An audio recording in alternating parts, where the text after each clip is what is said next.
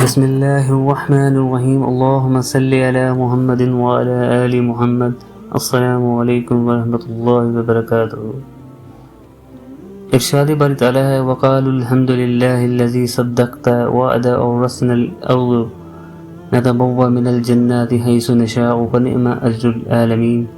سورہ الزمر۔ اور وہ جنتی کہیں گے کہ تمام تر شکر اللہ کا ہے جس نے ہم سے اپنے وعدے کو سچا کر دکھایا اور ہمیں اس زرزمی کا وارث بنا دیا کہ ہم جنت میں جہاں چاہیں اپنا ٹھکانہ بنا لیں۔ ثابت ہوا کہ بہترین انعام نیک عمل کرنے والوں کا ہے، جہاں چاہیں جنت میں اپنا ٹھکانہ بنا لیں۔ اس کا مطلب یہ ہے کہ اللہ تبارک تعالی نے ہر جنتی کو بہت بڑی لمبی چوڑی جگہ دی ہے جس میں پورا اختیار حاصل ہے، جہاں چاہے قیام کرے، کوئی روک ٹوک نہیں ہے، اور کوئی جگہ ایسی بھی نہیں ہے کہ جو قابل قیام نہ ہو۔ اور اپنی جگہ سے جب کسی دوسری جگہ جنتی سے ملنے کا ارادہ کریں گے تو اس کا بھی اختیار ہوگا۔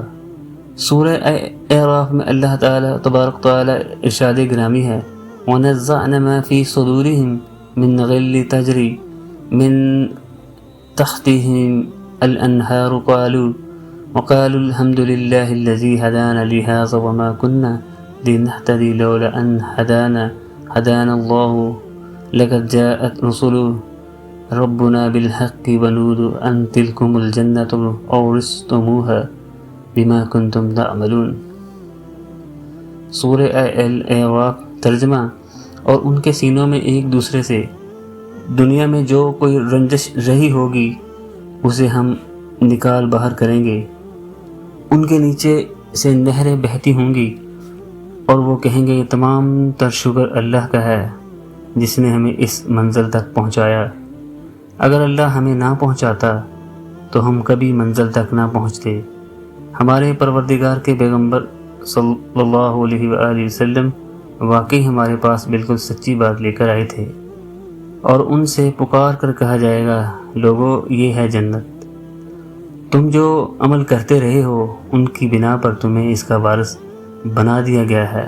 حضرت ابو سعید خدری رضی اللہ تعالی عنہ سے روایت ہے کہ رسول اللہ صلی اللہ علیہ وآلہ وسلم کا ارشاد ہے کہ قیامت کے دن زمین روٹی بن جائے گی جس کو جبار قہار اپنے دستے قدرت میں لے کر الٹے پلٹے گا، جیسے تم میں سے کوئی شخص سفر میں روٹی کو الٹا پلٹتا ہے۔ الٹ پلٹ کر مستوی بنا کر اللہ تعالی زمین کو اہل جنت کی اولین مہمانی قرار دے گا۔ رسول اللہ صلی اللہ علیہ وآلہ وسلم نے یہ فرمایا ہی تھا کہ ایک یہودی آ پہنچا اور کہنے لگا اے ابو القاسم، رحمان آپ پر برکت نازل فرمائے، کیا آپ کو یہ بتاؤں کہ قیامت کے دن اہل جنت کی پہلی مہمانی کس چیز سے ہوگی؟ تو رسول اللہ صلی اللہ علیہ وآلہ وسلم نے فرمایا ہاں بتا دو۔ اس نے اس طرح بیان کیا کہ جس طرح رسول اللہ صلی اللہ علیہ وآلہ وسلم نے فرمایا تھا کہ زمین کی ایک روٹی بن جائے گی جسے اہل جنت سب سے پہلے ناشتہ میں کھائیں گے۔ اور راوی کہتے ہیں کہ اس یہودی کی بات سن کر رسول اللہ صلی اللہ علیہ وآلہ وسلم ہماری طرف دیکھ کر اس طرح ہنسے کہ آپ کی آخری دہاڑ ظاہر ہو گئی۔ یہ ہنسنا اس خوشی میں تھا کہ اللہ تعالی نے جو علوم انبیاء سابقین کو دیے تھے مجھے بھی دیے ہیں، جن میں سے بعض چیزیں نقل در نقل ہو کر یہودیوں میں بھی مشہور و معروف ہیں۔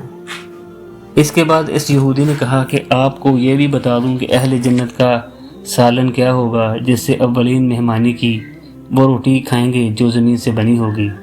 تو رسول اللہ صلی اللہ علیہ وآلہ وسلم نے فرمایا وہ بھی بتا دے۔ اس یہودی نے کہا بیل اور مچھلی کی ہوگی اور اس کی کلیجی کے زائد حصے سے 70,000 افراد کھائیں گے۔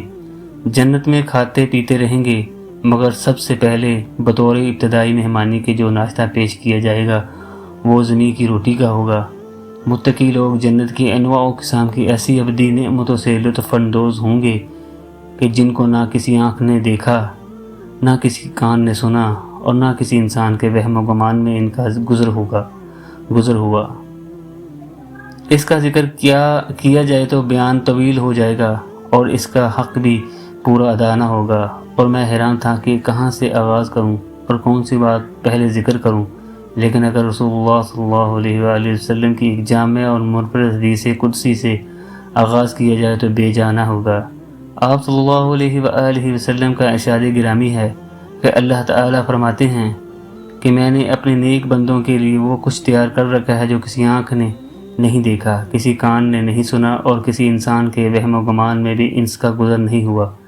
اگر تم چاہتے ہو تو یہ آیت پڑھ لو، فَلَا تَعْلَمُ نَفْسٌ مَا أُخْفِي لَهُم مِّن قُرَّةِ أَعْيُنٍ جَزَاءً بِمَا كَانُوا يَعْمَلُونَ، سورہ سجدہ۔ چنانچہ کسی متنفس کو کچھ پتہ نہیں ہے کہ ایسے لوگوں کے لیے آنکھوں کی ٹھنڈک کا کیا سامان ان کے اعمال کے بدلے میں چھپا کر رکھا گیا ہے۔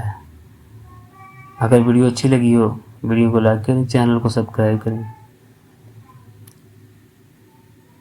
شکریہ۔